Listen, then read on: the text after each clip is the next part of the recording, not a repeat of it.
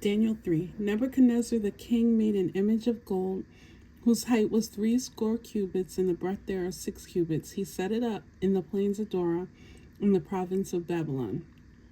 Then Nebuchadnezzar the king sent to gather together the princes, the governors, the captains, the judges, the treasurers, the counselors, the sheriffs, and all the rulers of the provinces to come to the dedication of the image which Nebuchadnezzar the king had set up.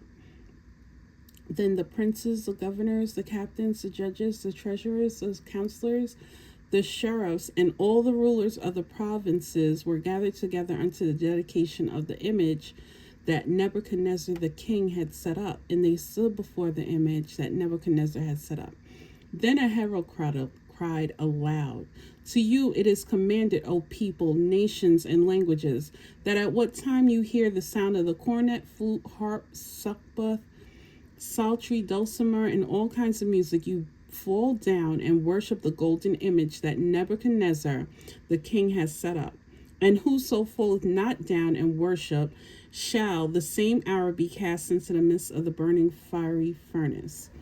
Therefore, at that time, when all the people heard the sound of the cornet, flute, harp, sackbut, psaltery, and all kinds of music, the people, the nations and languages fell down and worshiped the golden image that Nebuchadnezzar the king had set up. Wherefore, at that time, certain Chaldeans came near and accused the Jews. They spake and said to the king Nebuchadnezzar, "O king, live forever. Thou, O king, hast made a decree that every man that shall hear the sound of the cornet, flute, harp, sackbut, psaltery, and dulcimer, and all kinds of music shall fall down and worship the golden image, and whosoever does not fall down and worship, that he should be cast into the midst of the burning fiery furnace. There are certain Jews whom thou hast set over the affairs of the province Babylon, Shadrach, Meshach, and Abednego. These men, O king, have not regarded thee. They serve not thy gods, nor worship the golden image which you have set up."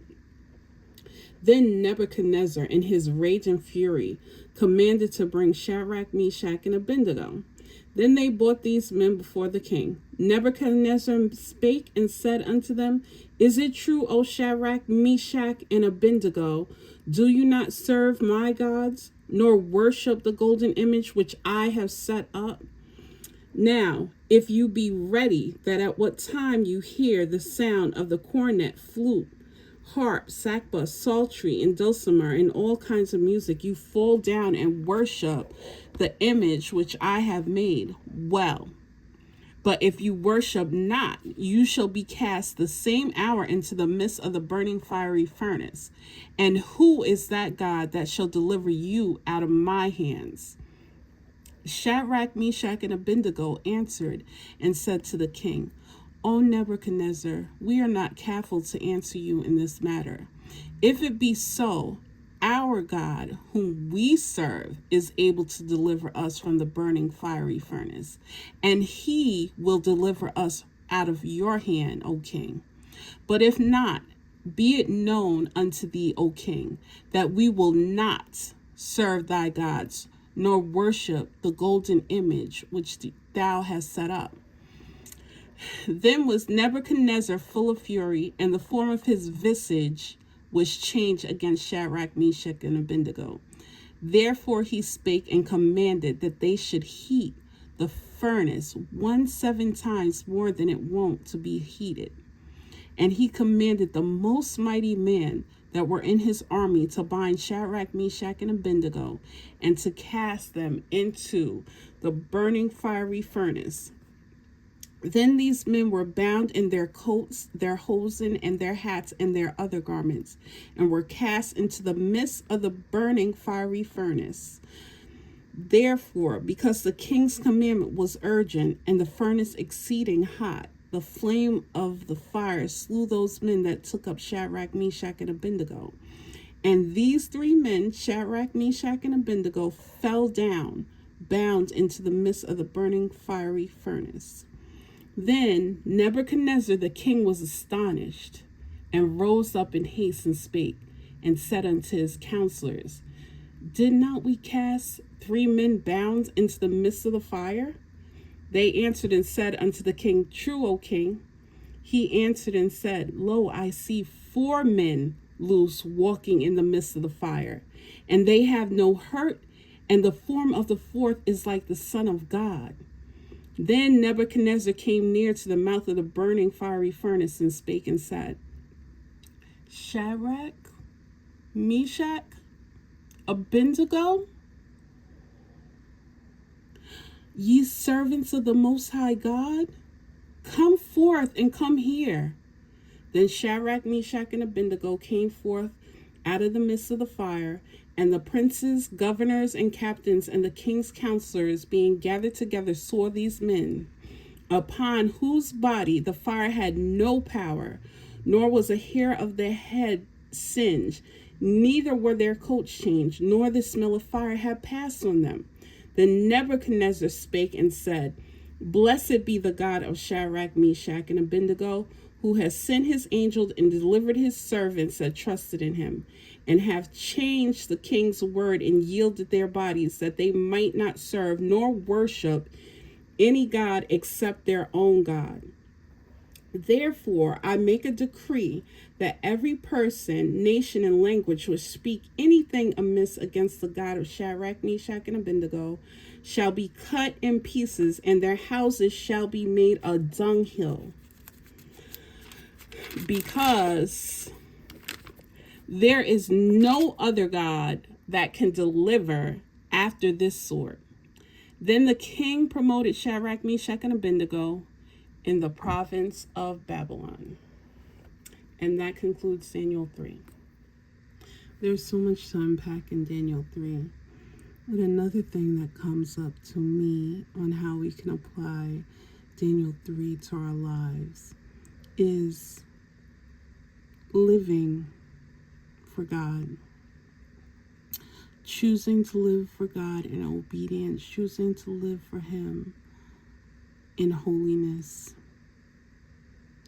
choosing to deny our flesh, choosing to deny our wants, choosing to deny all of that for His glory and for His purposes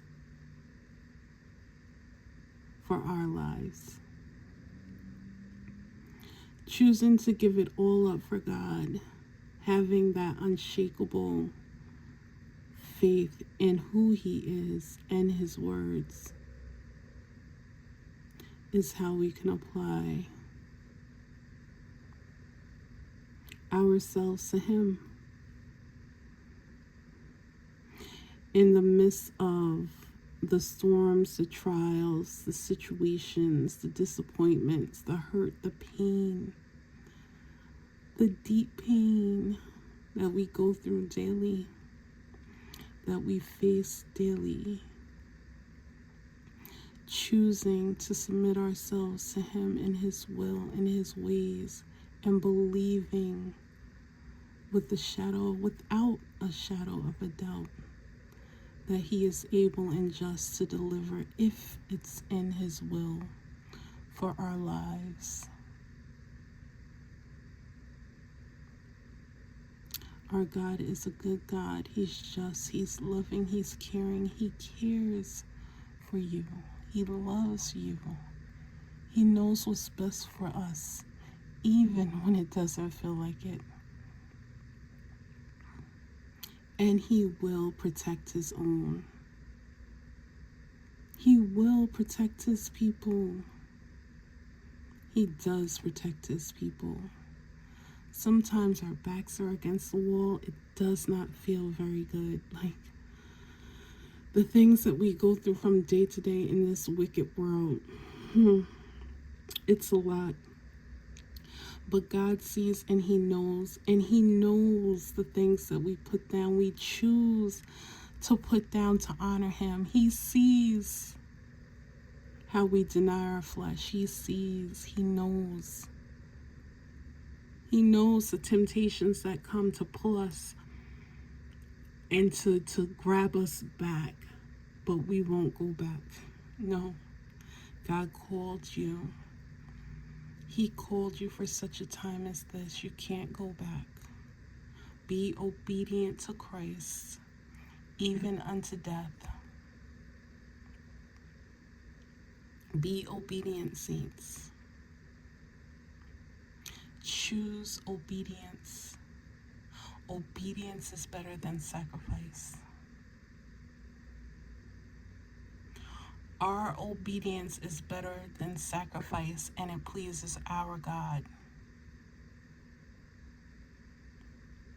It warms his heart every single time we choose him over our wants. We choose life over death. We choose Jesus. Choosing Jesus is how we will apply the word to our lives.